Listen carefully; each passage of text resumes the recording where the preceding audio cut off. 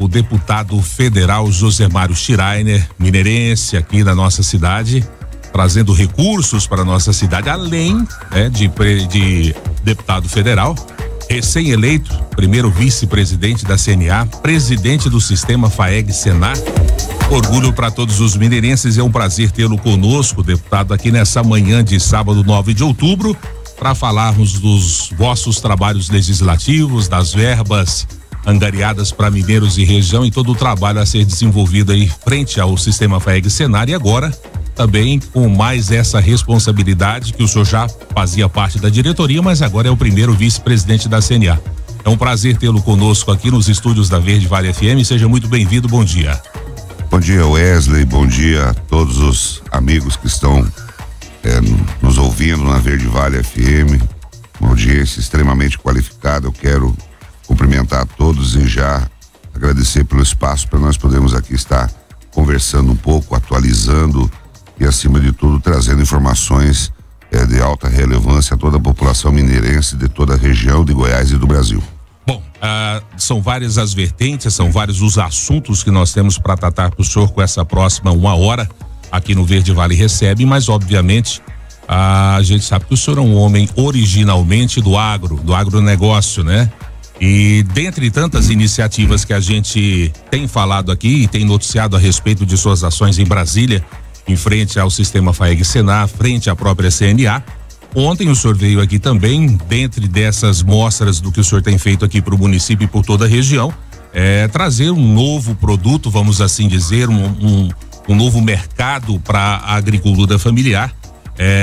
Uma iniciativa do governador Ronaldo Caiado, que a gente viu que parece que deu muito certo lá no norte do estado, e isso agora está se expandindo, e o senhor foi o detentor dessa notícia para os agricultores familiares aqui de Mineiros. E essa palestra que o senhor deu ontem, essa conversa que o senhor teve ontem aí com os agricultores familiares sobre essa cerveja de mandioca. O que é esse projeto? O que isso traz de novidade? O que isso traz de luz para o agricultor familiar, deputado? É importante a sua pergunta, porque muitas vezes as pessoas enxergam, né? E é importante a gente contextualizar, né? Nós precisamos sempre ter uma régua para medir na dose certa cada ação, cada trabalho, cada resultado e cada objetivo alcançado. E muitas vezes as pessoas falam: Zé Mário é um deputado federal. Estou deputado federal, não sou, estou porque as pessoas acreditaram, confiam, e a gente se esforça muito para não decepcionar as pessoas. Todos os dias eu peço a Deus, faça com que eu não decepcione as pessoas, né? Então, dentro desse trabalho, nós já temos um trabalho muito consolidado dentro do sistema FAEG-Senar. Se a gente tivesse condições de mensurar em percentuais de 0 a 100 o trabalho da FAEG e o trabalho como deputado federal, eu diria que o trabalho da FAEG representa, com o Senar e os sindicatos rurais, representam 90%, e talvez de deputado federal seria um complemento, né? Seria aquela cereja do bolo de 10%. Então isso é importante até para nós não contextualizarmos tudo e não medir tudo na mesma régua. Muito ruim quando você mede todos na mesma régua. Então esse trabalho que a gente vem fazendo já com milhares de produtores rurais no estado, né, no Brasil também, na CNA, ele é um trabalho que vem consolidando e vem mudando a vida de muitas pessoas no campo. O Senar, por exemplo, eu mudei o estatuto do Senar em Goiás, para não só levar cursos de qualificação, mas também para nós estarmos assistindo os produtores rurais, colocando ali, em vez de um fiscal que vai lá com um carro traçado para multar o produtor rural, né, principalmente as pequenas propriedades, você levar um agrônomo, um veterinário, para levar ele ali conhecimento, para levar ele ali tecnologia e informação. Então, isso é muito importante.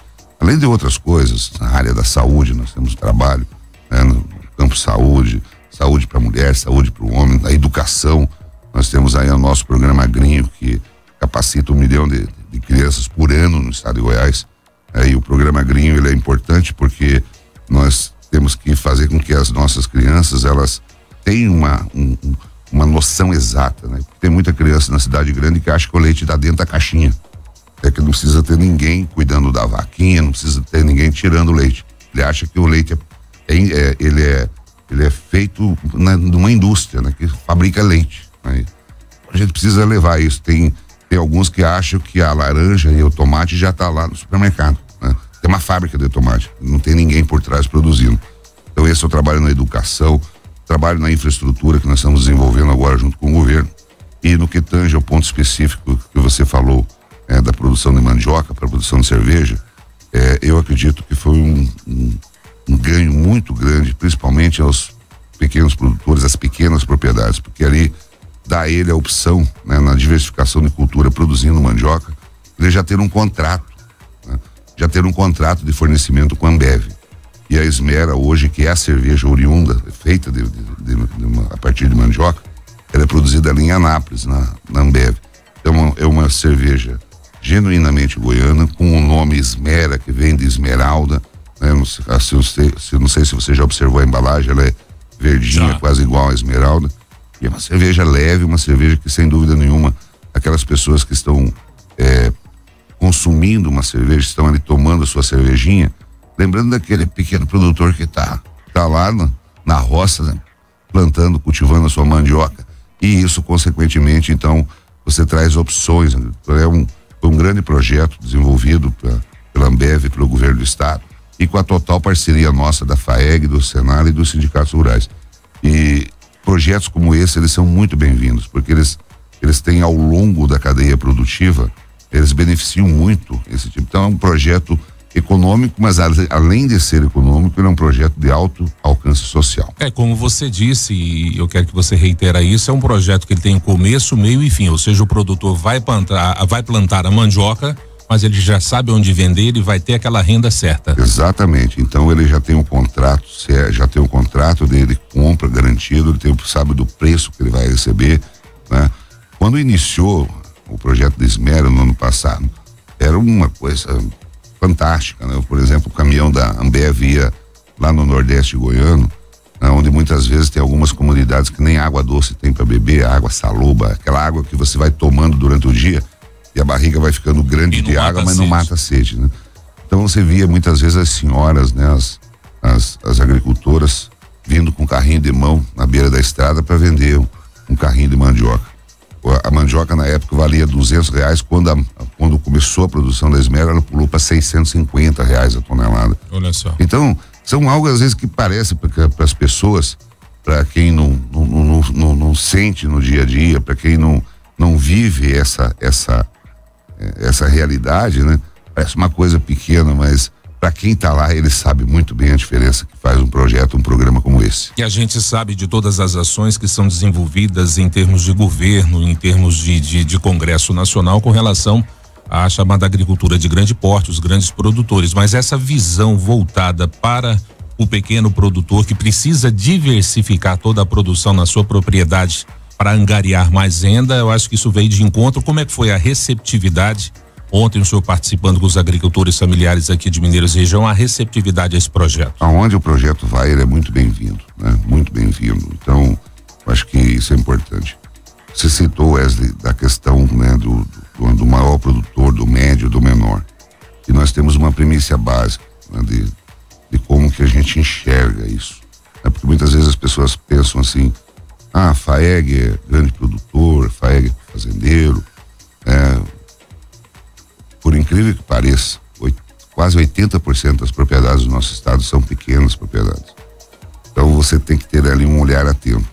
E a premissa que nós adotamos, né, a indicação que eu faço sempre ao trabalho da FAEG e do Senar é sempre comparando com a mãe, né? Uma mãe, por exemplo, ela tem as classes de produtoras, eu trato ela como uma mãe. A mãe, por exemplo, tem um filho maior já formado na faculdade. Esse filho, ele já está se virando, está andando, são as maiores propriedades, né? É claro que você precisa ter políticas públicas, você precisa ter uma lei ambiental favorável, você precisa ajustar as leis trabalhistas, né? Você precisa ter infraestrutura para isso tudo. Mas nós tratamos ele como um formado na faculdade, ele já vai se virando na vida. O médio produtor, como que a gente trata? Como um filho adolescente, que é aquele filho que ele está crescendo, está indo bem, mas você tem que ficar de olho, né? Sempre ali mais próximo, para que ele não recue, para que não dê uma deslizada e possa cair. E a pequena propriedade, você precisa tratar ela como uma mãe trata um bebê de colo. você precisa amamentar, você precisa dar banho, você precisa trocar de roupa, você precisa colocar ele para dormir, para que ele possa crescer um adulto sadio. Então essa é a realidade e é assim que nós tratamos, né? O nosso trabalho, eu diria que ele é muito focado principalmente aos pequenos produtores. Eu não gosto de falar pequeno produtor, que dentro de uma pequena propriedade pode ter um grande produtor. Exatamente. Né? E como numa grande propriedade pode ter um pequeno produtor. Isso. Né? Então, mas a pequena propriedade, ela é viável, agora, desde que você estenda a mão. Muitas vezes a gente observa assim, olha, aqui tem uma pessoa produzindo bem, do lado, a pessoa não está conseguindo produzir bem. Por quê? Porque a tecnologia não conseguiu chegar nele, né? E quando eu falo tecnologia, não é coisa chique, coisa cara, são questões ali que fazem ele se tornar mais produtivo, mais rentável. Porque, ó, a questão final é renda, né? Não há como você sobreviver sem renda. Então, por exemplo, o Senar Mais Leite, né? Nós chegamos a começar a orientar produtores que estavam produzindo 30 litros por dia. 30. E hoje vai dar uma renda o quê? De R$1.800 por mês. 3 vezes 2, 6. Vezes 3, 18. R$1.800. O que uma família no meio rural faz com R$1.800? R$1.800. Paga energia elétrica da Enel, que não presta, mas tem que pagar, né? O setor rural tem pedido... metade dos dias falta energia, mas no final do mês o talão chega, né? Aí você tem que comprar o remédio para as vacas, você tem que fazer isso, pronto, conta negativa. O que acontece com esse pequeno produtor, com essa pequena propriedade, esse produtor? O filho dele já foi para a cidade. E, infelizmente, ele não teve condições de acesso ao estudo, ele foi com um estudo de ensino fundamental, e na cidade ele foi lá conseguiu arrumar um emprego de frentista, um emprego de servente de pedreiro, né? Ou capinar um quintal. Essa é a realidade. E o que aconteceu com esse produtor, e isso nós temos vários e vários casos no estado. A partir do momento que ele recebeu a orientação técnica do Senar, a partir do momento que nós ficamos ali ao lado dele, um grupo de produtores, né? Tem gente hoje produzindo, dos 30 litros, hoje está produzindo 3.000 litros. Olha só. O que aconteceu com o filho desse produtor, com os filhos dele? Vai ficar na propriedade. Fato real. Ele voltou para a propriedade, ajudando seu pai, ajudando sua mãe ali na produção. E no final do dia, no final da tardinha, ele monta na sua motoca e está indo fazer a faculdade na cidade mais próxima. É isso que a gente deseja para essas pessoas. Não que nós precisamos dar oportunidade às pessoas. É claro que nem todos às vezes vão conseguir abraçar isso. Mas que a oportunidade seja esse é o desejo meu, né? Como cidadão, não estou falando aqui como deputado, nada, mas como cidadão, eu sou de uma origem de pequenos produtores, muitos conhecem a minha história. Meu pai criou 7 filhos tirando leite na mão todos os dias. Todos nós tivemos que sair de casa muito cedo, 7, 8, 9 anos, as minhas irmãs também. Eu não desejo acontecer o que aconteceu muitas vezes com o que a gente viu acontecer com esses produtores, se existe a forma, né? Se existe jeito e se existe condições de você levar essa consultoria, essa assessoria a esses produtores rurais. Então é isso que nos motiva, é isso que, quando você vê a vida do cidadão transformar. Eu acho que quem está, por exemplo, numa instituição como a FAEG, qualquer instituição, ou mesmo como parlamentar, ou mesmo como político, o teu mandato, né, o teu trabalho, ele tem que ser focado exatamente para ele atingir o cidadão lá na ponta. Aí vale a pena. Aí vale a pena a gente se esforçar. Muitas vezes a gente se chateia, não vou negar, né? Às vezes até da incoerência como as pessoas veem, ou até do desconhecimento, mas o importante é quando você vê a vida das pessoas se transformar, aí vale a pena. E é claro, sempre com Deus acima de tudo abençoando a gente. Com certeza. Deputado, eu quero aproveitar também a sua presença para explorar um pouco mais, já que o senhor é oriundo da área, conhece amplamente isso, que é oriundo do setor agropecuário. Mas antes de nós mudarmos aqui de temas, que nós temos vários para tratar hoje aqui no programa, gostaria que o senhor desse uma pincelada a respeito desse caso atípico aí da vaca que foi encontrado em Mato Grosso e Minas Gerais. Isso tem afetado a exportação da proteína animal do Brasil? É só a China que tem tá tendo essa restrição? Como é que o mercado reagiu? Como é que tá isso hoje? O Brasil teve esses 2 casos atípicos, isso acontece. Não é o caso da vaca louca. É isso que eu queria que o senhor especificasse, né? Para as pessoas diferenciarem, não é vaca louca. Não é vaca louca, né? Então é um caso atípico da EBC, né? Que é o mal da vaca louca, mas não é, né? Então, são animais idosos já que estão ali na sua idade já de terminal e aconteceu. Às vezes a gente até estranha, né? Ficamos tantos anos sem nenhum caso, nem vaca louca real e nem caso atípico, e de repente surge dois, um em Belo Horizonte e outro em outro lugar. Gente, até acende uma luz amarela. Uma luz amarela, entre aspas, mas realmente a China fechou o mercado para nós. Eu entendo que por trás disso também tem alguma coisa em termos de mercado mundial, né? Mas em si, em quantidade, o Brasil está buscando outros mercados. Agora é claro que a China, pelo tamanho do mercado que ela representa, isso afeta, e tanto que chegou a estar afetando os preços na ponta, né? E hoje, quer queira, quer não, tanto a pecuária de corte, a pecuária de leite, já um caso muito complicado de custo, nós tivemos um aumento de custo de 40% no último ano. Não ficamos por entender por que os laticínios derrubaram os preços nos 2 últimos meses, não dá para entender isso. Haja visto que nós temos um índice que foi criado em Goiás, né? Que nós é um índice único, onde nós temos um acompanhamento também dos preços dos varejos, e o índice deu positivo, 1,8. E a indústria foi na outra direção, baixando o preço aos produtores. Então hoje a conta do leite ela não fecha, né? Isso tem nos preocupado muito, tomamos algumas ações essa semana. Eu quero ver se tive com a ministra Tereza Cristina também. Eu acho que nós temos que dar um jeito aí na importação, porque a importação, ninguém é contra a importação de leite. O problema é que quando você entra com uma quantidade maciça de importação num determinado momento, o mercado ele reage, sabe? Porque o leite é um produto perecível, você tem que estar ali comercializando e entregando ele todos os dias. Então, se você traz uma quantidade muito grande de leite em pó, né, importado, e ele vai para uma ou duas determinadas indústrias, e elas não vão no mercado buscar o leite do dia a dia, o preço desaba, né? Então são condições extremamente negativas. E no caso da pecuária de corte, é claro que nós estamos lutando dia e noite para ver se a China volta, a gente acredita que volte, né? Mas eu vejo aí também alguma manobra no sentido de mercado mundial de derrubar um pouco os preços. E outra coisa ainda. E a China, ela norteia, né? Ela hoje é o pêndulo da balança. Ela norteia, ela é o pêndulo da balança, e ela usa a experiência de 5.000 anos na área comercial mundial. Não é pouca coisa. Não, a soja, se eles acham aí alguma coisinha aí, de repente eles devolvem 2 navios de soja, o preço da commodity vai lá embaixo. A resposta está dada, ponto.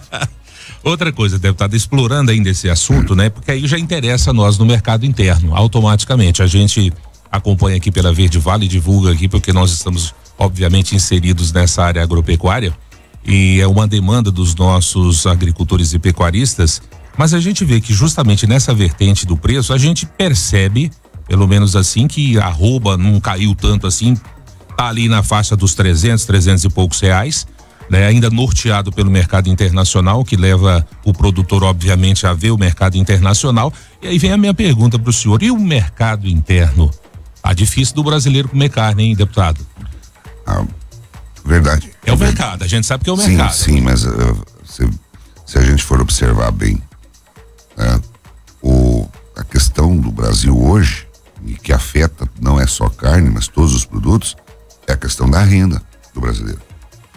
E caiu também. Nós temos 2 fatores, né? 2 fatores, o desemprego exacerbado que nós temos no Brasil, tanto formal como informal, e também a perda de renda dos brasileiros, porque quer queira, quer não, muitos produtos subiram muito acima da inflação. E o poder de compra do brasileiro, ele diminuiu muito nos últimos tempos, né? Então, e isso afeta diretamente a questão de carnes, afeta a questão, por exemplo, de derivados de lácteos. Se uma mãe, uma família ia no supermercado, comprava 10 iogurte, ela compra só 5. Se ela comprava 1 quilo de queijo, ela está comprando só meio quilo de queijo. Isso afeta a carne da mesma forma. Então eu vejo isso como uma questão de renda. Como que se resolve isso? Só fazendo o Brasil crescer. Não tem outra forma. Nós temos que fazer o bolo crescer. Para acompanhar. Para acompanhar. Nós temos que, de toda forma, acelerar o crescimento do Brasil. Nós temos que aumentar o nosso PIB, nós temos que fazer com que as coisas avancem para a população ter mais acesso ao consumo, né? Então, aí o mercado ele se restabelece. Agora são tempos difíceis, são tempos muito difíceis. Se a gente for analisar bem, a família que ganha um salário mínimo, aí ela compra 20 quilos de carne por mês, né? 20 e poucos quilos. Isso são 700 gramas de carne por dia. Uma família de 4, 5 pessoas dá 120 gramas de carne por dia. Na verdade, um bife. Um bife. Né? Ponto. E aí eu pergunto, como é que fica o pagamento da energia, como é que fica o pagamento da água, como é que fica o aluguel, como é que fica as outras coisas, o arroz, o feijão. Eu ia falar, a composição do prato, o arroz e o feijão para acompanhar esse bife. Aí onde que nós tivemos a questão do agrofraterno, né? Que nós estamos envolvendo e depois nós podemos entrar nesse Vamos assunto. falar sobre. Eu quero aproveitar também, deputado, são várias as vertentes e eu preciso explorá-lo em todos os aspectos. E não podemos deixar de falar da sua recém-eleição para primeiro vice-presidente da CNA. A gente sabe que isso traz um impacto, não vou falar só para Mineiros, mas para Goiás. E como é que o senhor vê essa sua eleição, essa confiança vou colocar entre aspas aqui, porque é um termo que é usado pela imprensa como toda a poderosa CNA, porque a Confederação Nacional da Agricultura rege, acompanha todo o Brasil, e a gente obviamente fica muito orgulhoso de ter um mineirense nessa condição. Como é que o senhor viu essa sua eleição e como isso repercute aqui para o estado de Goiás e para nossa região? Olha, eu vejo isso como um degrau, né? Eu já estou militando no sistema há alguns anos, né? Mais de 20 anos. Deixei até boa parte da minha vida particular para cuidar disso, porque isso está no meu DNA. Eu sempre fui classista, desde muito pequeno, muito jovem ainda, sempre fui classista. Eu fui diretor de cooperativa escolar com 16 anos. Então, sempre esteve no nosso DNA. E eu não vou negar, a CNA, ela é eu vou declarar aqui, acho que pela primeira vez publicamente, eu desejo e trabalho para ser um presidente da CNA. Por quê?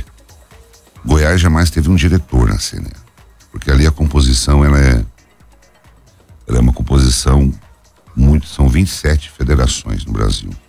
Aí nós temos a questão da regionalidade. Por exemplo, você tem o Nordeste com 9 estados, você tem o Norte com 7 estados, aí você tem o Centro-Oeste com 3 e mais o Distrito Federal.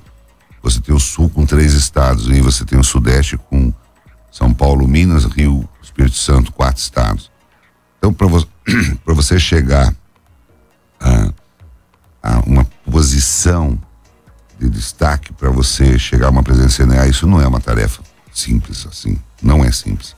É uma escadinha, dia a dia, confiança, trabalho, né? E eu acredito que a primeira vice ela representa... E houve unanimidade, desculpa interromper, sim, mas houve uma unanimidade, sim, nessa eleição que não, sim, havia acontecido em outras. Sim, houve um fechamento de questão, a gente diria, né? Então, essa primeira vice ela representa exatamente isso, né? Esse grau de confiança de todas as federações de agricultura do Brasil, que são as que elegem, né? E pelo trabalho, talvez, de anos que a gente já vem desenvolvendo, a FAEG, hoje ela é uma referência no Brasil, a Federação da Agricultura de Goiás. O Senar de Goiás é uma referência, eu não vou dizer que é o melhor, mas está destacado entre os 2, 3 melhores cenários do Brasil, pela atuação, pelo trabalho, pela entrega, porque não adianta só conversar. Falar até papagaio fala. Papagaio, tem que ir para a prática. Tem que ir para a prática e você sentir o resultado, né? Então, o Senar hoje de Goiás, nós temos um exército aí de 1.000 pessoas, praticamente, de consultores, instrutores, pessoas que estão trabalhando dia e noite, né? Por exemplo, essa semana nós estamos só dentro do programa Agrofraterno, nós estamos em 8 equipes no estado de Goiás, né? Distribuídos e conversando, dialogando, levando, entregando, escutando. Ontem nós realizamos uma live solidária à noite com aquela dupla de Paulo e Paulinho. Eu não pude estar presente lá porque estava aqui na região. Então o trabalho é intenso. E essa vice-presidência da CNA, eu acho que significa exatamente isso. Um trabalho de equipe, é um trabalho que vem sendo observado, né? E o reconhecimento também e a confiança que os pares têm, né? Muitos gostariam, talvez até que eu tivesse disputado a presidência. Eu não entendo dessa forma. Tudo no seu tempo. Tudo no seu tempo, tudo tem fila na vida, não tem tempo para nascer, para crescer, para morrer. Nós temos o nosso dia marcado já. Então, a gente não precisa ter pressa e atropelar o processo, porque isso muitas vezes não soma nada, né?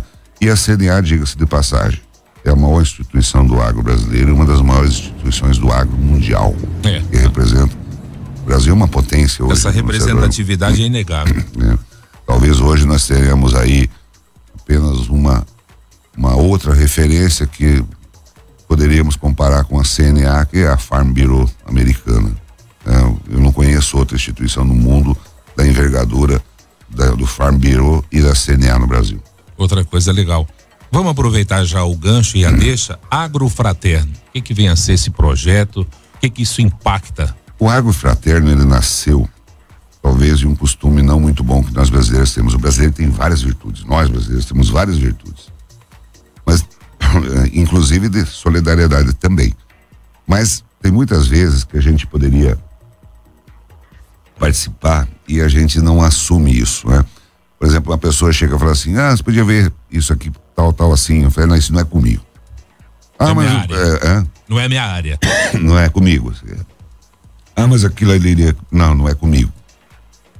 E quando nós vemos o estrago da pandemia do Covid-19 com 14 milhões de empregados, famílias perdendo renda, como nós acabamos de comentar aqui, num diálogo em Brasília com a ministra Tereza Cristina, diga-se de passagem, é uma grande ministra da Agricultura. O trabalho dela. O presidente Bolsonaro tem uma equipe excelente, Tarcísio, Tereza, entre tantos outros, né? A CNA, a OCB, que é a Organização das Cooperativas do Brasil, nos reunimos e falei, gente, nós precisamos entrar nessa cruzada contra a fome no Brasil. Porque quer queira, quer não, hoje tem milhões de brasileiros em dificuldade, né? Não é só dizer, não, esse é problema do governo federal, é problema dos governos estaduais, é problema dos prefeitos, das prefeitas. Como se o problema pudesse colocar em esferas. Não é meu, né? Você está vendo aqui, mas você está pro lado, não. E chegou no momento que, não, vamos bater no peito e dizer, é meu também. E aí nasceu o Agrofraterno, buscando recursos produtores, doações de alimentos, doações em dinheiro, as nossas instituições também colocando valores, né? E graças a Deus nós já estamos ultrapassando as 20 mil cestas de alimentos, 25 mil cestas de alimentos só aqui em Goiás. Que bacana. Nos 246 municípios. Né? Eu gostaria muito, né, de estar levando uma carteira de trabalho para as pessoas assinar. Não precisarem da cesta. Mas a fome não espera para amanhã. Exato. Então eu acho que nós temos que ter essa consciência solidária. Né? Eu quero fazer um apelo até quem está nos ouvindo, que se puder ajudar uma pessoa, ajude. Porque às vezes as pessoas falam assim, mas o pouco, eu posso dar muito pouquinho, mas de repente esse pouquinho que a gente pode dar, ele significa muito para quem está recebendo. Exato. Então esse é o momento onde que nós todos temos que estar abraçados, unindo o Brasil, né? Nos abraçando todos nós brasileiros, no sentido de nós minimizarmos os efeitos da pandemia, da Covid-19, que não adianta a gente querer achar culpado. Eu acho que nós temos que enfrentar essa situação, né, e fazer com que a gente possa estar avançando e resolvendo as questões e voltando àquilo que eu também falei anteriormente, que é o crescimento do país, geração de emprego, renda. Nós temos que olhar as coisas muitas vezes de uma forma mais abrangente, não só ficar olhando pequeno, olhando o nosso próprio umbigo. Deputado, vamos falar um pouquinho de política. Preciso explorar o senhor também nesse sentido e, óbvio, um assunto que tem pautado aqui no âmbito de Goiás e que tem sido muito discutido pela imprensa e pelos meios políticos é essa fusão aqui do DEM, né, com o MDB, e depois nós vamos falar daquela fusão do PSL também com o DEM, que é a nível nacional e que também vai impactar aqui. Mas a fusão do DEM com o MDB, repercussão no estado de Goiás, como é que o senhor vê isso? Olha, vou aqui, o MDB. O MDB é um partido histórico em Goiás, né? Um partido que sempre teve a sua força, tem a sua força. Elegeu 28 prefeitos, poderia talvez até ter elegido mais. Mas essas conversações que já vinham sendo mantidas de uma certa forma com o governo do estado, com o governador Ronaldo Caiado no âmbito político, ela culminou com esse fechamento de uma conjuntura, né, de uma sinergia e sem dúvida nenhuma fortalece muito, né? E isso também cria uma musculatura muito forte para a reeleição do governador Ronaldo Caiado, né? Eu diria que não haveria uma fusão, não haveria um casamento, não, uma aliança mais proveitosa ou que desse musculatura do que com o MDB, né? Com isso eu acredito que Goiás ganha, né? Goiás ganha muito com isso, com o governador Caiado buscando a sua reeleição, e também, é claro, sinaliza, né, um jovem talentoso que nós temos aí, que é o Daniel Vilela, né, que já foi anunciado como possível pré-candidato a vice-governador, né? De lá na frente nós também conseguimos visualizar, porque às vezes as pessoas falam é muito cedo. Não, tudo bem, é muito cedo para certos assuntos, para você estar fazendo campanha. Agora, para você poder enxergar o estado daqui 4 anos, 8 anos, não é cedo não. Nós temos que trabalhar com essa visão de futuro. É porque as coisas que estão acontecendo em Goiás são questões extremamente importantes, né? Hoje se você analisar os principais pontos do governo do estado, segurança pública melhorou muito, muito. Há pouco tempo atrás eram roubados em Goiânia 35 carros. Hoje você pode ir em Goiânia e deixar a chave na ignição. Essa é uma realidade. Segurança no meio rural. Quando anoitecia, os produtores, o trabalhador rural, ele tinha medo, pegava sua moto, seu carro e ia dormir na cidade, de medo de ser assaltado, de subtrair seus bens, inclusive atentando até contra a própria vida dos produtores. Hoje isso virou caso raro. Diminuiu mais de 50%, graças ao Batalhão Rural, que a FAEG é parceira. Nós estamos agora trazendo armas americanas para também potencializar e tudo de doação, os produtores doando recursos, né? A parceria. Aquelas fuzil Sig Sauer, né? Estamos trazendo, vamos dotar o Batalhão Rural com armas pesadas para fazer o enfrentamento devido, quem vem de lá vai daqui também, né? A segurança pública ela está avançando. Você veja bem, não houve o aumento de nenhum homem no efetivo. Foi anunciado para o ano que vem. E todos os anos ainda você deixa aí, vai para reservas de 700, 800 policiais. Então você trabalha com um contingente muito reduzido, mas os resultados estão vindo. Por quê? Porque o governo deixa a polícia trabalhar. Pode trabalhar, vamos lá. Vamos combater a criminalidade. Educação. Não há uma escola no estado do Goiás que não recebeu uma reforma. Ontem mesmo nós anunciamos aqui uma ordem de serviço lá no CEP Polivalente de R$800 mil, uma reformulação total no CEP Polivalente, né? E outras escolas também. Mandamos aqui inclusive recursos pro Dona Alice, né? Uma quadra, uma quadra coberta, né? Então a educação está indo bem. Todas as crianças de Goiás hoje são tratadas, os alunos da rede estadual são tratados de forma igual. Todos eles receberam um kit de uniforme com 2 calças, 2 camisas, tênis, mochila, todos. Por quê? Porque não é o mais rico nem o mais pobre, todos são iguais. Então eu acho que esse é um sonho de consumo para qualquer pessoa, ver todos os cidadãos serem tratados da mesma forma. Distribuição de Chromebooks para os alunos também fizemos aqui ontem, né? Fizemos a distribuição não só aqui, mas em todo o estado. Na área da educação, a área da saúde, Goiás tinha apenas 3 cidades com UTIs. Hoje são 23 cidades com UTIs, inclusive Mineiros. Mineiros hoje tem UTI que foi também aqui implantado com apoio do governo do estado, né? Então a área da infraestrutura está andando, né? Está andando, apesar da burocracia que a gente enfrenta no dia a dia, mas a área da infraestrutura está andando. Não há uma rodovia estadual pavimentada que não tenha condições boas de tráfego. A malha não pavimentada, ela está dando mais trabalho porque fazia 30 anos que estava abandonada. Mas ontem mesmo eu percorri aquela GO 461 ali que sai de Santa Rita e desce lá pro Salto Diamantino.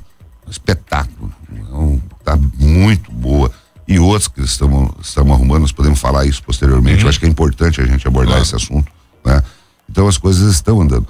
Por isso que eu falo, eu acho que nós temos que ter essa visão de planejamento até para que a gente possa continuar trabalhando. E o Daniel Vilela, vindo, né, nessa visão, ele que é jovem ainda, mas tem um grande potencial, tem um grande conhecimento, é um excelente articulador político, eu acho que Goiás ganha muito com isso. Esse relacionamento, essa fusão do MDB com o DEM favorece de alguma forma, melhora ou não melhora o relacionamento do deputado com o Poder Executivo Municipal aqui de Mineiros, no caso do MDB? Isso vai impactar de alguma forma? Qual é a perspectiva? Acho que essa questão de relacionamento, isso é bobagem, né? Eu acho que nós temos que, homem público, quem se submete a ser eleito em qualquer situação, ele tem que pensar em atender a população, não é ficar achando. Acho que ninguém, poder nenhum, né? Ninguém tem que fazer oposição a ninguém. Acho que nós temos que trabalhar no sentido de atender o cidadão. Esse que é o principal papel. Independente da sigla, remar na mesma direção. Na mesma direção. É muito ruim, eu enfrento debates muito tensos na Câmara Federal, exatamente na Comissão do Meio Ambiente, porque lá tem as questões ideológicas muito fortes, né? Mas a gente tem conseguido superar bem isso. Não é por querer esmagar uma ideologia de alguém, não. É por querer o bem pro povo brasileiro. E aqui em Mineiros eu vejo da mesma forma. Eu acho que a gente tem que superar todas as coisas. Para mim, a eleição já acabou ano passado. Não tem mais disso, não. Estamos trabalhando aí. Vai ficar 3 dias aqui fazendo ações, entregando ações. Então, acho que isso é importante para todos nós. E quando a gente falou, e o senhor já deu uma pincelada sobre essa questão das ações do governo do estado, da sua representatividade na Câmara Federal, e a gente recebe aqui muitos anseios, obviamente, da população rural, que norteia muito a nossa economia. E aí as pessoas falam assim: olha, o deputado vai lá, não esquece de perguntar, né? As tradicionais, Estrada da 40 e a GO que liga Mineiros a Chapadão do Céu. Eu queria que o senhor falasse sobre isso. Vamos lá. Até a gente tem visto às vezes alguns grupos aí, porque não sei o que. Nós temos que ter uma régua, nós temos que ter parâmetros para conversar, inclusive para conversar da forma correta, transparente e cristalina. Ninguém está aqui para enganar ninguém. Que tem 20 anos e 30 anos que promete. Primeiro, governador Caiado está governador há 2 anos e 10 meses. 2 anos e 9 meses. Zé Mário foi eleito e está no mandato há 2 anos e 10 meses com apoio de milhares de mineirenses. Ponto. Então, não podemos misturar as coisas. Se alguém fez promessa há 20, 30 anos, vai caçar quem fez a promessa. Não é verdade? Então, nós temos que ter alguns padrões de diálogo. Bom, diante disso, GO 306, o dinheiro está reservado, está lá separado. Qual é o problema? A licença ambiental venceu, né? E está finalizando a renovação da licença ambiental. Então, eu sempre falo isso, pelo amor de Deus, a Goinfra é do Estado, a SEMAD, a Secretaria de Meio Ambiente, é do Estado. É o Estado atrapalhando o Estado. Uhum. Às vezes eu vejo uma licença no IBAMA de uma rodovia federal, de uma hidrovia ou de uma obra, de um viaduto federal, aí lá vem o IBAMA, né? E olha que o IBAMA tem um presidente muito bom, viu? O BIM, ele é muito bom, né? Então são as amarras que nós temos, né? Que dificultam. A GO 306, então ela está reservado o seu recurso, não deve iniciar agora, porque nós já estamos no período chuvoso. Finalizando finalizando a licença ambiental, está pronto para executar. Março começa a obra. Inclusive a empresa é a Caiapó, que é aqui de Mineiros, do mineirense Zé Rubens, né, os filhos do Antônio Paniago. Uma empresa muito séria, então está tudo ok. Já a rodovia da 40, eu vi alguns comentários também. Que faz 20, 30 anos, eu nunca prometi. Agora eu estou fazendo compromisso. O projeto está pronto, o projeto executivo está pronto. Esse projeto executivo, ele foi bancado por produtores rurais, por produtores, eu que mandei fazer o projeto executivo, né? Custou R$500 mil o projeto executivo, que vai até ali no Invernadinho, R$500 mil, e ele vai para licitação. Então deve iniciar também no próximo ano. E gostaria muito de pedir o apoio dos produtores da 40, né? Eles falam que são desacreditados, que não acreditam mais em nada, tudo bem. Só que eu me chamo Zé Mário e o governador atual se chama Ronaldo Caiado. Então nós temos que saber separar bem as coisas. Sabe? Nós não podemos misturar, nós não podemos medir todo mundo com a mesma régua. Eu mandei fazer o projeto executivo. Eu angariei recursos na ordem de 7 milhões de reais, 6, 7 milhões de reais, principalmente com pecuaristas do estado.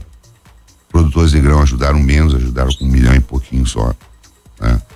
E fomos fazendo vários projetos de interesse do estado. Hoje nós temos uma parceria muito próxima com a Aguinfra.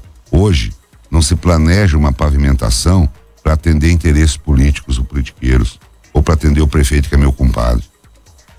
Não, isso acabou. Hoje, os projetos de pavimentação, eles são feitos em cima de estudos socioeconômicos. E quem faz isso é a FAEG. Quem faz esse estudo econômico é a FAEG.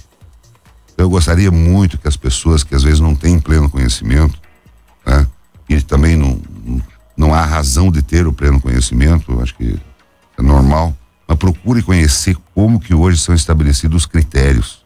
Existem critérios hoje. Nem um palmo de asfalto, de pavimentação, ele é feito para atender interesses pessoais. Ele é feito para atender a sociedade, é feito para atender 7 milhões e 200 mil goianos. E quem faz esse estudo em parceria com o governo do estado chama-se Federação da Agricultura e Pecuária de Goiás, porque é ela que carrega o desenvolvimento nas costas. E nós estamos priorizando onde nós podemos aumentar a produção, onde nós podemos abrir um pedaço de roça, onde nós temos uma possibilidade, uma probabilidade de um aumento significativo de produção, de geração de renda e emprego. É assim que o estado é governado hoje. Uma parceria. E aí, após esse estudo, começa seus projetos, análise, é claro, precisa de recursos, porque sem projeto você não faz absolutamente nada. Hoje você não prega um prego numa tábua sem projeto. Para pleitear uma verba, você tem que ter um projeto. Tem que ter projeto. Então, eles estão sendo tocados dessa forma. E a 40, ela está no rol dessas rodovias. Porque eu provei, a FAEG provou que é uma região produtiva. E que, Deus quiser, ano que vem, começa a pavimentação. Então, eu acho que nós temos que ter, esperou-se 20, 30 anos de promessas vazias. 20, 30 anos de promessas. Tem que cobrar quem prometeu. Agora, o que eu estou falando é, o governador Caiado pegou um estado quebrado no primeiro ano. Todo mundo sabe disso. A pandemia o ano passado. E esse ano praticamente que as coisas começaram a rodar de uma forma mais serena. Então é importante, às vezes a gente tem um pouquinho mais de paciência, né? Muitas vezes colaborar um pouco mais, ajudar a gente. Nós precisamos de ajuda, eu preciso de apoio. Eu preciso de apoio de todos, para que a gente possa consolidar. Não é um tacando pedra, o outro tacando pedra aqui e ali que a gente vai avançar. Nós precisamos nos unir, nos dar os braços para que as coisas efetivamente aconteçam. Uma obra que vai ficar em torno de 65 milhões, o asfalto a 40. Até o invernadinho, 65 milhões que o estado vai estar investindo. Aí depois são 33 quilômetros de pavimentação que pega principalmente a região produtiva. Continuando na GO 341 abaixo da Serra do Zé Feliciano. Vão ser várias pontes que vão ser construídas, vai ser levantado o grade. Aquela serra do Adelino ali também vai receber várias pontes indo para Doverlândia, vai ser totalmente levantado. A GO 461, quem vem da Doverlândia até Matranchã, está pronta, falta 3, 4 quilômetros só de revestimento primário de cascalho, né? Só nessa região aqui de baixo, que estava esquecida há 40 anos, você acredita, Wesley, que tem um pedaço de GO que ela sumiu? Desapareceu. O mato tomou conta. Nossa. 40 quilômetros de GO, o mato tomou conta. Você acredita no negócio desse? Onde é que tá aí na verba, né? Não, sumiu. O mato tomou conta. Tomou conta, não teve conserva. Entendeu? Então o trabalho que está sendo, por exemplo, aquela que liga ali para Ponte Branca. Isso, eu já ia perguntar. Que rodovia complicada, é areia pura, sabe? Está sendo levantado o grade dela. Não está dentro do rol da pavimentação agora. Não está. Nós gostaríamos muito, mas não tem recurso, né? Mas não, tem o nosso empenho, tem a nossa palavra de empenho de poder estar cobrando isso. Pelo menos trafegabilidade. Isso sem dúvida nenhuma. Acho que até dezembro que as empresas já estão, a ordem de serviço está dada há muito tempo, né? Uma outra coisa, aquela questão da ponte do Diamantino por trás lá, que liga na Ponte Branca, começamos a fazer o projeto privado também, nós mandamos fazer o projeto são 63 metros a ponte, né, do Diamantino, 68, 107 mil que custou o projeto, nós estamos bancando o projeto, a FAEG foi atrás do dinheiro, do recurso privado, para doar o projeto Água Ímpar. Aí, Wesley, você pode pedir assim, mas por que vocês estão fazendo projeto, o governo não tem dinheiro para projeto? Pergunta para mim. Tá feita a pergunta, tá feita a pergunta. Às vezes a gente inverte, né? Por que faz o projeto e por que o projeto é privado? Não tem, né? O governo tem dinheiro, porque o projeto custa 1% da obra. O problema é a morosidade do público. Aí você coloca o edital lá, né? Coloca o edital do projeto e tal. Aí vem uma empresa, como é que a gente chama essas empresas sem vergonha? Mequetrefe, né? Que não tem qualificação técnica, que nada. Vem para atrapalhar. Vem atrapalhar. Bota um preço lá embaixo. Ganha, porque ganha, e aí pronto. Aí outra entra na justiça, tal. Aí entrega uma porcaria de um projeto, né? Uma porcaria de um projeto que não serve para nada. Não serve para nada. Aliás, lá na Goinfra, tem um monte de projeto lá que é desse jeito, que não serve para nada. E que o destino dele era para outra coisa, para sobrar 30%. Então, as coisas mudaram, né? As coisas mudaram. Eu acho que nós temos que ter projetos sérios e com isso nós conseguimos aí arrumar empresas extremamente capacitadas, 6, 7 empresas, né? Uma é de ponte, a outra é de corte de serra. Aliás, vários cortes de serra vão ser feitos aqui na J341, que vai para Caiapônia, lá na 461, na 188, são vários. A Serra do Aristeu, lá em Santa Rita. Aqui a 221, que liga do Overlândia até indo lá para Baliza, vai ser pavimentada. Então está sendo feito um trabalho forte. Agora, não é na velocidade que a gente gostaria. Por isso que eu peço um pouquinho de paciência para as pessoas, para nos ajudar a cobrar, né? A cobrar quem está no trecho também nos ajudar, arrumar cascalho, que está uma dificuldade enorme de conseguir cascalho. Agora, a nossa vontade é muito grande de poder avançar, porque é uma oportunidade que nós temos. Eu fico pensando, puxa vida, Deus me deu a oportunidade aqui, vocês me elegeram, me deram, confiaram. É a oportunidade que eu tenho de ajudar essa região. É um absurdo. Aqui abaixo da serra, aqui da Portelândia, ali para baixo ali, tá virando tudo lavoura, é um absurdo. São 2 milhões de hectares ali que tem ali, que podem ser incorporados no processo produtivo, gente. Isso é muita coisa. Como lá no Nordeste Goiano, lá no Nordeste Goiano, só a GO 116, que corre por baixo de São João da Aliança ali, são 25 pontos que estão sendo feitos numa única rodovia. 25 pontos de concreto. Lá são mais 2 milhões de hectares que podem ser incorporados no processo produtivo. Então a forma que está sendo feita é essa, né? É em consonância, em parceria, para que a gente possa ser assertivo, porque o recurso público, ele tem que ser bem aplicado. Ele não pode sair da minha cabeça só, não pode sair só da cabeça do governador, não pode sair só da cabeça do Pedro Salles, tem que ser um conjunto de informações, né? Para que esse projeto seja exatamente, que ele vise aquilo que a gente precisa, desenvolvimento econômico, social. Por exemplo, ali em Cocalinho, né? O asfalto do Mato Grosso já está pronto, até a ponte do Cocalinho, onde foi inaugurado. Goiás não tem. Nós bancamos o projeto, vai começar a rodovia lá também. Então, só nós estamos bancando e fazendo 33 projetos executivos. Nós. Privado. Privado. E vamos doar água e aí depois as coisas vão andam. Deputado, vamos aproveitar que o senhor já falou de GOs aqui de Mineiros, a gente precisa falar das obras, né?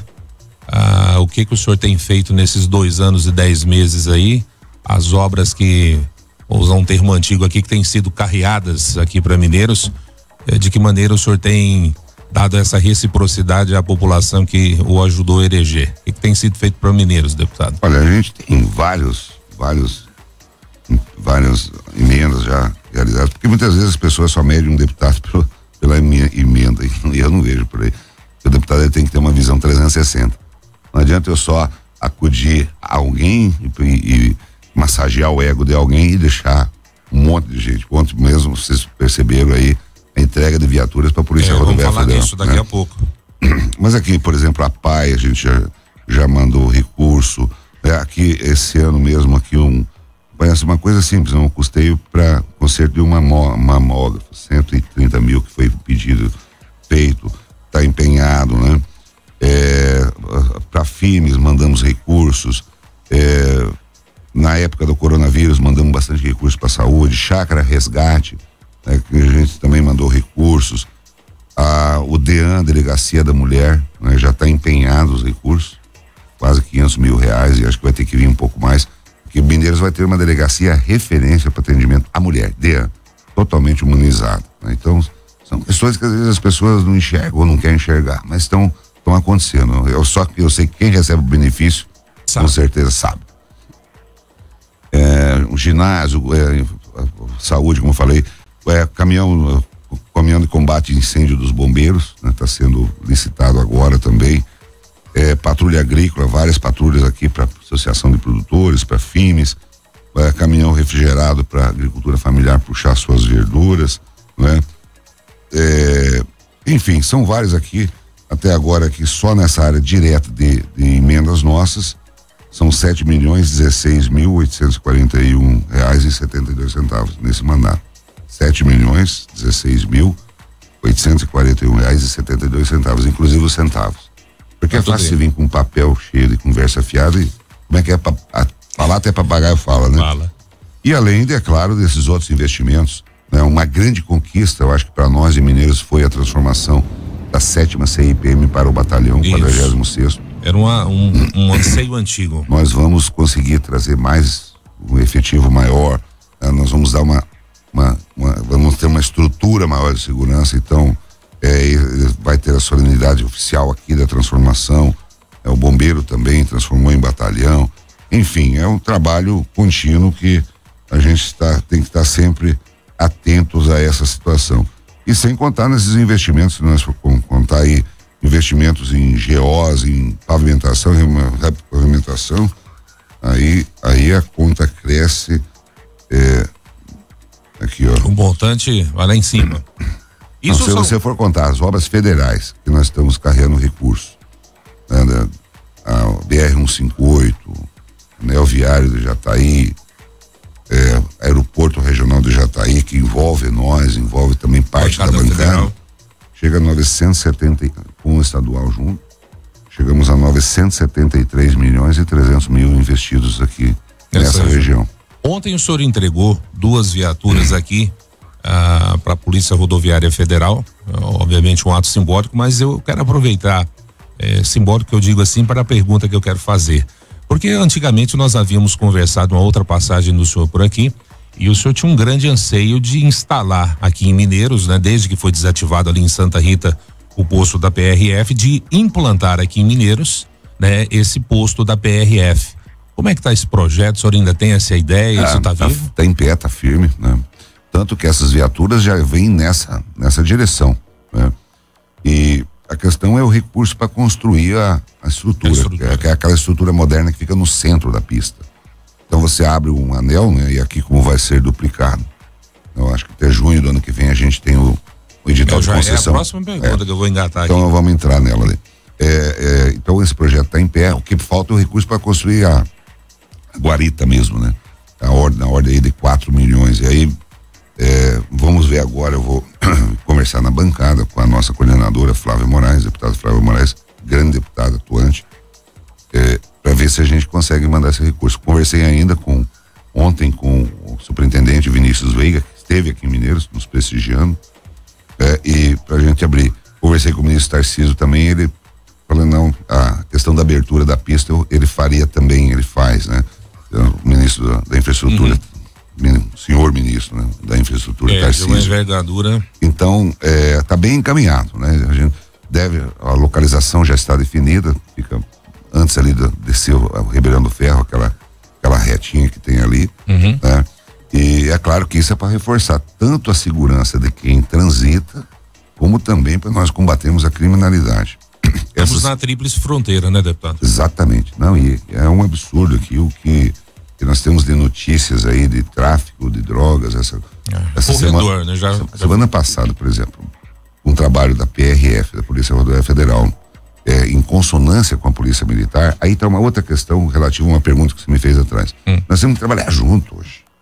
Não adianta que eu faço isso, que eu faço aquilo, eu sou, não, nós fazemos. As forças se unindo, os resultados são melhores. O PRF estava no encalço do pessoal, estavam cercando a 070 na BR, e eles saíram pela 060 no caso de São Luís dos Montes Belos. Não deu, nega, pegaram 450 quilos de cocaína numa carreta. Sabe quanto vale? Muito 50 milhões de reais. Então, trabalho conjunto, nós temos que unir as forças, né? né, usar a inteligência das polícias nossas para que a gente possa o resultado final seja o resultado para a sociedade. Claro. Né? Então é importante. Essas viaturas que foram entregues ontem aqui já são previstas para vir trabalhar mais aqui na nossa região. Né? São viaturas, eu não conheço no mundo similar às que foram entregues ontem. São totalmente blindadas. Né? As portas, toda ela é blindada. É um equipamento de ponta, não há algo mais moderno no Brasil. Uma outra questão que nos favorece muito: já existem homens sendo treinados na Polícia Rodoviária Federal, que estão na escola da Polícia Rodoviária Federal em Florianópolis, sendo preparados já para nós apartarmos efetivo para vir aqui para nossa região. Eu acho que é um ganho. As pessoas, mas isso demora. E, infelizmente, o tempo não é o que a gente gostaria, né? Mas a gente tem que ser persistente, buscar iniciativa e buscar. Eu acho que vai ser um grande ganho. Aliado, Polícia Rodoviária Federal aqui, com o Comando de Operação de Divisas, que também tem atuado muito, o COD, né? Com o ambiental também vindo para o Batalhão do Cerrado, que agora vai ser o Batalhão de Operações do Cerrado, né? O COC, Comando de Operações do Cerrado, COC, que vai juntar o rural, o COD e o ambiental. Nós vamos ter o maior batalhão do estado de Goiás, 700 homens, e tudo nessa linha do combate ao crime rural, né? Do combate ao tráfico das nossas divisas. Enfim, é um trabalho que vai ser muito bem estruturado e sem dúvida nenhuma vai trazer grandes ganhos para nós. BR-364, né? Essa aí eu acho que desde que o senhor começou, ou antes do senhor começar essa militância como deputado, já como líder sindicalista lá na FAEG, o senhor escuta isso, né? Nossa, a BR-364 é o nosso sonho de consumo, né? Não é nem sonho, né? É uma necessidade, né? É uma necessidade. Mas ela está bem adiantada, os estudos estão totalmente concluídos. Eu sempre gosto de explicar como que vai ser como que vai funcionar. Ela vai ser concessionada, ela vai passar por sempre uma concessão. Vai envolver BR-060 de Goiânia a Jataí, já é duplicada, mas vai ser incluído aí no projeto um anel viário do sudeste, aqui do sudoeste, né, do estado. O anel viário do lado de Aparecida vai ser executado pela concessionária da 153, da 060. A Consebra vai devolver aquela concessão, vai ter que ser licitado, mas lá também está previsto esse anel viário, a gente está envolvido nele. Esse anel viário do lado de cá, da saída de Rio Verde, ligando com Brasília, daí isso vai ficar nesse projeto agora, né? E a BR-060 de Goiânia já está aí, 364 já está aí, Mineiro, Santa Rita, até Rondonópolis, vai entrar no mesmo pacote, e no mesmo pacote também vai entrar a BR-452 de Rio Verde para Itumbiara, mais 200 quilômetros. Então vai ser o maior pacote de concessão do Brasil, é o maior pacote. E a previsão é até junho do ano que vem que ele esteja já. Eu ouvi essa fala do ministro, essa perspectiva. Até junho do ano que vem a gente esteja ele totalmente já concessionado do estado. E aí é que a gente fala, né? Que as pessoas precisam, o senhor tem falado muito sobre essa questão da régua, de se entender o que se projeta e como se executa. Quer dizer, até junho esse projeto vai estar resolvido. Pronto. Aí é uma outra etapa que começa, que é a efetivação da obra, provavelmente. Aí tem que ter verba, tem que... Eu não sei se você lembra, as pessoas lembram, 2014, fizeram até audiência pública, não sei o quê. Quando que vai passar os viadutos, as passarelas? Uhum. Não viu. Só papo. Entendeu? Não tinha nada em pé, não tinha nada realizado, né? Por isso que eu falo, né? Ter pessoas sérias no lugar certo, governo sério, né? O ministro Tarcísio tem tido a maior deferência, né, com todos lá, com todos nós, tem feito um grande trabalho.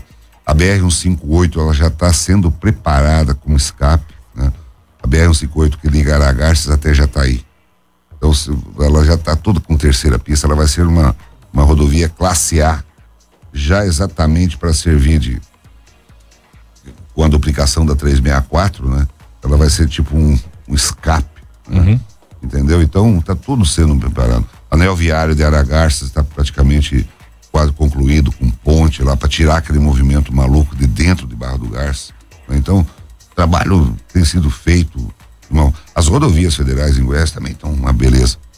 falando nisso, agora veio a lembrança aqui uma outra questão que nós estamos trabalhando muito, que é a federalização de GOs em Goiás, tá? Nós teríamos até a oportunidade de trabalhar 306 aqui, o Chapadão do Céu, para federalizar ela. Mas por que buscar federalização?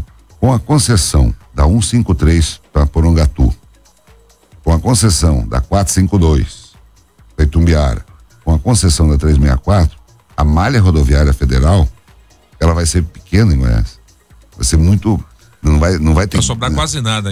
Isso. Então, qual é a intenção? A gente trabalhar para passar algumas GOs no nível federal, para que elas possam receber também, né, a dividir essa manutenção, a qualificação de uma rodovia federal. E nós temos outros corredores. Então agora a gente já está trabalhando aquela ali que vai de Serranópolis ali para Aporé, que é a GO 184, né? Estamos em conversação com o DENIT. Também não é um processo rápido, mas a gente tem que ser persistente, né? Tem que ser persistente, porque ali nós criaríamos uma rota de uma rodovia federal bem interessante. Ele viria pela 158 e ali já pega 184, já cai ali em Paranaíba e ali já é BR, entendeu? Então nós teríamos aí uma linha praticamente reta de BRs nessa região. Eu tenho uma ideia aqui, deputado, assim, uma ideia não, é um fato que aconteceu e em nenhum momento, quando eu rememoro isso aqui, é no sentido de desmerecer a memória do saudoso Henrique Santilo, mas eu lembro que quando inaugurou essa GO 341, né, era uma fala dele que ficou muito impactada, não só no meio político, mas para todos os mineirenses que participaram desse processo, que era ligar o nada ao lugar nenhum, né? Quando fizeram essa GO 341, que saía daqui de Mineiros e ia até ali no Morro Vermelho, né? Ligar nada ao lugar nenhum. Isso impactou de essa coisa daquela época. Mas eu tô falando isso porque justamente a gente entender que hoje você vê a importância dessa GO 341. Então não era ligar nada ao lugar nenhum, né? E em um dado momento essa região respondeu que o investimento que foi feito foi extremamente positivo, né? É que tem muita gente que se acha muito inteligente e às vezes erra um pouco é humano. Eu diria o seguinte, que essa é uma obra de alguém visionário. Futurista, naquela época. E precisa ser. Porque hoje nós temos algumas obras em Goiás que não nada a lugar nenhum. Um movimento violento, passa uma charrete de manhã, um caminhão à tarde, né? São obras. Mas tem que ter perspectiva futurista. Agora que não, que foi em 86, né? A 341. Mais ou menos, mas eu me lembro muito bem que o Ari Valadão esteve na Fazenda Holândia em 81, 82, né? E já viu a potencialidade. Exatamente, então são situações, né? Há 3 semanas atrás eu tive em Petrolina, no Pernambuco, com a primeira-dama Gracinha, com o presidente Emater Caiado, com o Tiago Mendonça, secretário de Agricultura, e o Pedro Leonardo, que é um mineirense, presidente da Emater. Nós ficamos lá 2 dias. Eu saí de lá impressionado com Petrolina e Juazeiro, na Bahia, com aquela questão da fruticultura lá. O que é aquilo? Aquilo lá nasceu de um projeto, mais ou menos essa questão, é um projeto para ser social, para tentar segurar o homem no campo com irrigação, né?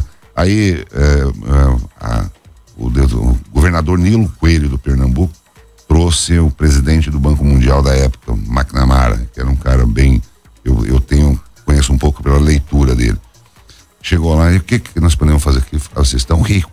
Na época, isso em 67. Vocês estão ricos. Vocês têm solo, tem água, vocês estão ricos. Água do São Francisco, né? E ali nasceu o projeto de irrigação do Nordeste, que hoje são 35 mil hectares de área irrigada, uva, manga. Produzindo as melhores frutas, diga-se de passagem. Exportando 80%. É a terceira maior pista de comprimento do Brasil em Petrolina, que decola aqueles aviões cargueiro carregado de fruta e muito vai de navio também. Pois bem, de 35 mil hectares de área irrigada, você sabe quantos empregos geram em 35 mil hectares de área irrigada? Não tenho noção. 280 mil empregos. Hectare de uva emprega 5 pessoas. 1 hectare de uva emprega 5 pessoas. Então, por aí você vê que aí eu cito isso trazendo ao Nordeste do estado de Goiás, que é uma região extremamente carente, uma região extremamente pobre, porque nós temos ali a água do Paraná. Então, nós temos muito a ser feito, tá?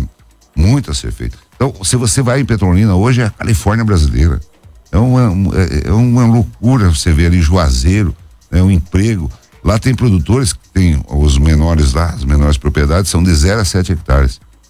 O camarada que tem 7 hectares de uva e dentro de um conceito bom, ele tem uma renda bruta anual de 2.100.000. São 300 mil reais por hectare. Então, se nós formos comparar, por exemplo, com a pecuária de corte, né? Você tem 1.000 hectares, 1.000 cabeças de gado, um funcionário lá, 1 hectare você tem 5. Então, são essas questões que a gente precisa trabalhar. Nós temos muito a ser feito aí em Goiás, muito, mas não é pouco não, é muito.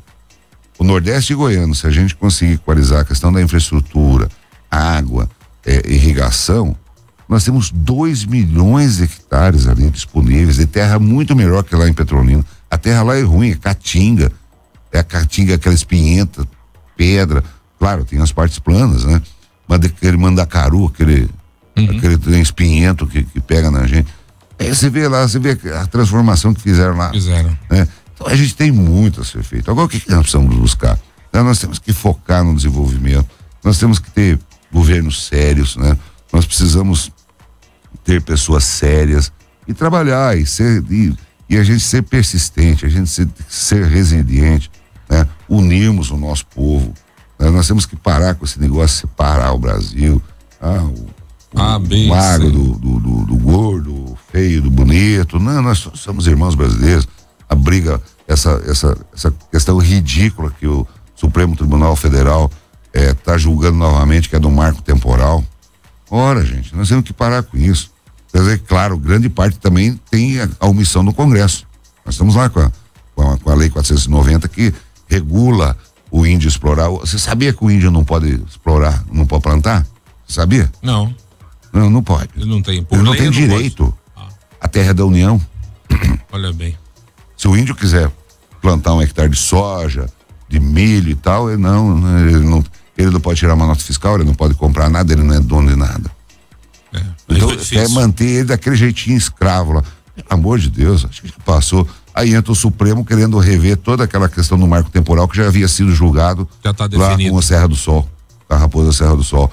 Nós temos que parar de brincadeira no Brasil e ver e respeitar os 210 milhões de irmãos brasileiros e trabalhar pelo Brasil e pelos brasileiros. Não trabalhar contra um bater no outro xingando o outro, pelo amor de Deus. Nós temos que ter um pouquinho mais de humanidade, nós temos que ter um pouquinho mais de coração. Deputado, nós já estou estourando aqui o meu horário. Você está invadindo o horário de alguém? Da Aero. Então, a Aero, você sabe que não é brinquedo, né? E ela agora uniu com o Léo Souza, fica difícil combater os dois. Mas, enfim, nós poderíamos aprofundar muitos mais assuntos e abordar muito mais temas. Mas eu quero terminar esse nosso bate-papo. Eu nem considero uma entrevista extremamente esclarecedora da sua atuação e da sua importância, da sua relevância. Eu sei que o senhor não pauta por isso, mas GO 341, a gente vê muitos pleitos com relação principalmente a quando ela entra na zona urbana da cidade, passarelas, alguma coisa no sentido de dar mais segurança para aqueles que moram de lá ou de cá, da BR, da GO, desculpe. Inclusive da BR 364. Isso, também, né? Agora a BR 364 aqui que nós temos aqui próximo ao Parque de Exposição. Perspectivas, obras, projetos, alguma coisa? Não, eu penso que é só a gente formular essa questão toda, levar e ver com a Goinfra a questão da execução, né?